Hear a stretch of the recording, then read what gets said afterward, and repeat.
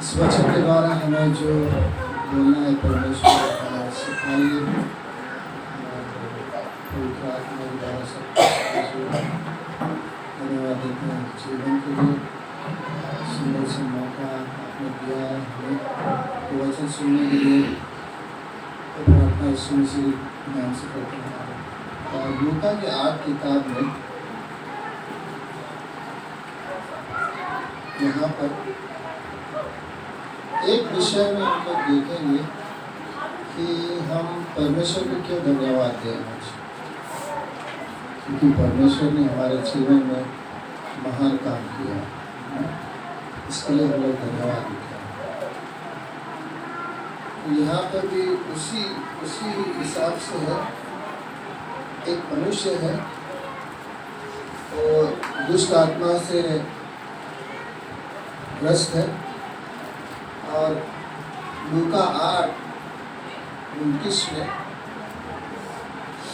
लूका 8:28 में पढ़ते हैं, वो यीशु को देखकर चिल्लाया और उसके सामने गिरकर उठे शब्द से, हे परम प्रधान परमेश्वर के पुत्र यीशु, मुझसे क्या काम।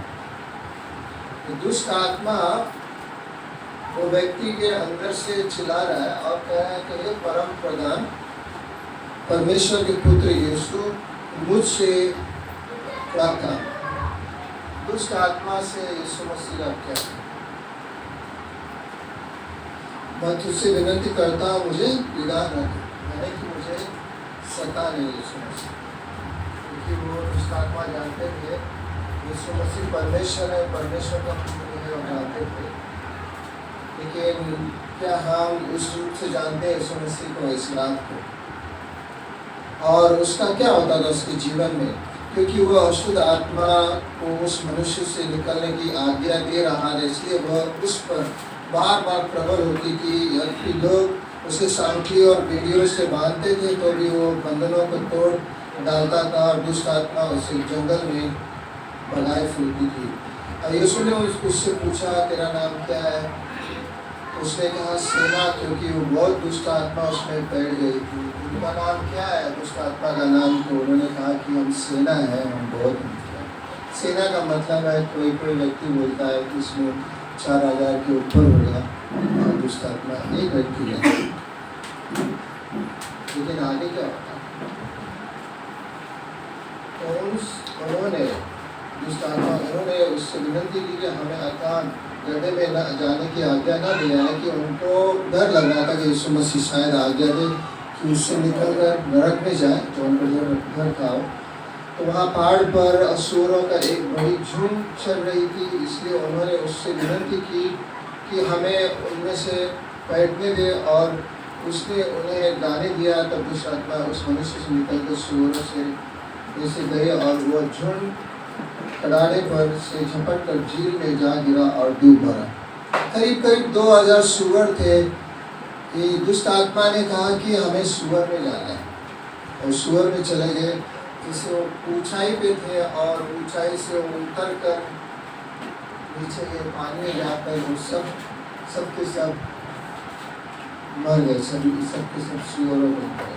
तो चरवाहा जो सुअरों को देख रहे थे, वो देखकर उनको बहुत अजीब लगा और उनका सुअर तो पानी में डूब के मर गया। तो उन्होंने कहा कि यीशु मसीह आप यहाँ से चले जाओ, हमारे यहाँ से चले जाओ।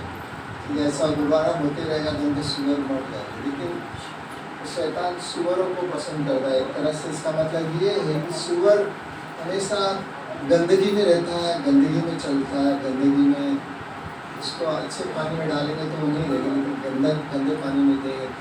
तो दुष्ट आत्मा हमेशा गंदगी में है, वो कोई अच्छा काम नहीं कर सकते हैं, वो दुष्ट ही काम कर सकते हैं, क्योंकि उनका अभी पूरी तरह वो दुष्ट उस रूप से। लेकिन उसके आगे क्या हुआ?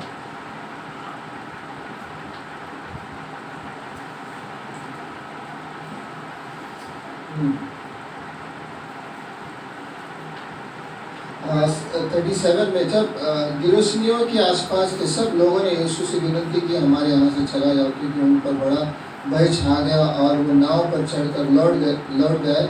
जिस मनुष्य ने दुष्ट आत्मा निकली तो उससे विनती करने लगे कि मुझे अपने साथ रहने दे, परंतु यीशु ने उसे विदा करके कहा, अभी उन्होंने क्या कहा, ये मुझे अच्छा लगता है। आज इस समय हम लोग ये सोच सकते हैं, अपने घर को लौट जा और लोगों से बता कि परमेश्वर ने तेरे लिए कैसे बड़े बड़े काम किए। अपने घर पे लौट जा, अपने परिवार को बता कि परमेश्वर ने तेरे लिए क्या किया है, बड़े बड़े काम किए। वो जाकर सारे नगर में प्रचार करने लगा कि यीशु ने मेरे लिए कैसे बड़े बड़े काम किए। उसके नगर में वो गया और उसने प्रचार किया सभी को, यीशु ने मेरे लिए क्या बड़े बड़े काम। हम परमेश्वर को क्यों बधाई देते हैं, क्यों उसको थैंक्स बोलते हैं ना, थैंक्स गिविंग, क्यों? क्योंकि यीशु ने हमारे जीवन में बड़े काम। सोचो ना, बड़ा काम क्या है इस दुनिया में। एक बड़ा काम परमेश्वर ने सभी का रचना किया, सब सूरज, आकाश, जानवर सभी को, हमें भी बनाया, मनुष्य और स्त्री को बनाया, सबसे बड़ा काम किया। फिर उन्होंने और क्या बड़ा काम किया, उसने यीशु को हमारे लिए भेजा उद्धार करने के लिए।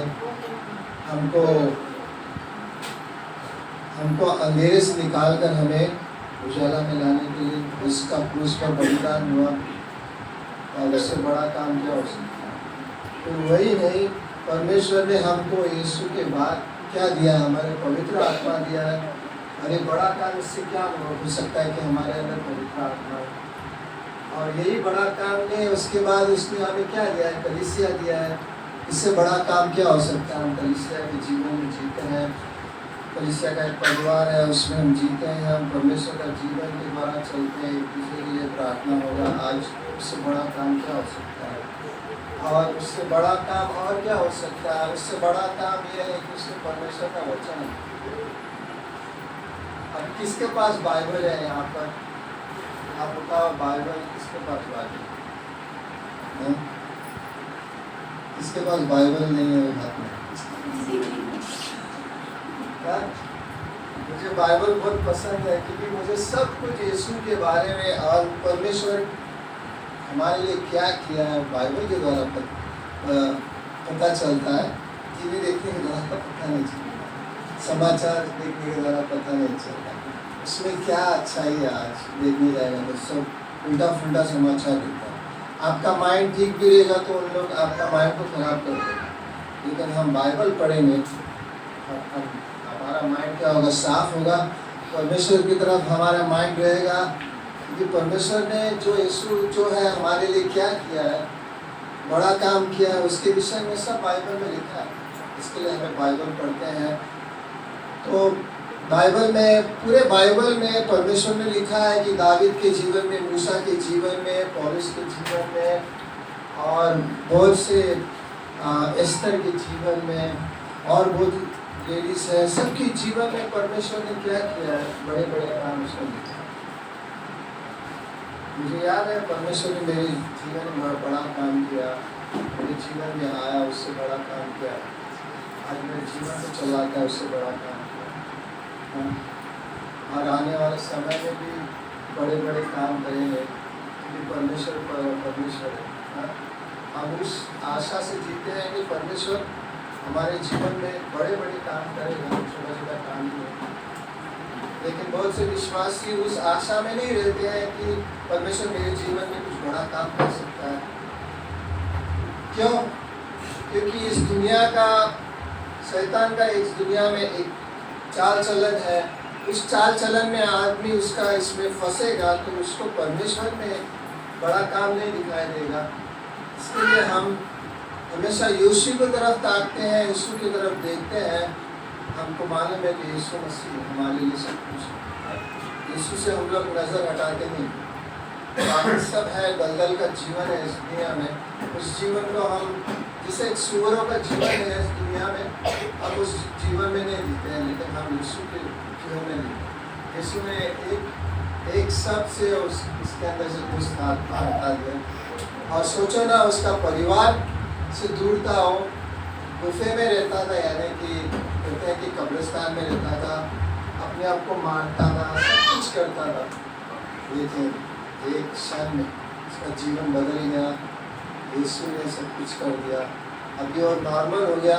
और इसने कहा कि मैं यीशु आपके पीछे आना चाहता हूँ। इसने कहा नहीं, जा अपने परिवार को बता कि परमेश्वर ने क्या किया है।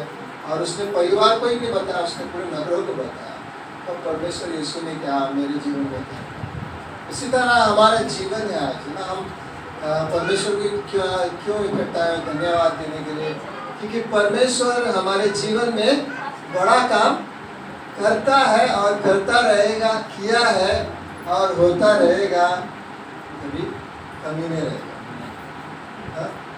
वो आदमी की तरह हमारे जीवन में हमेशा करता रहेगा, बड़ा काम करता रहेगा, सब कुछ होता है।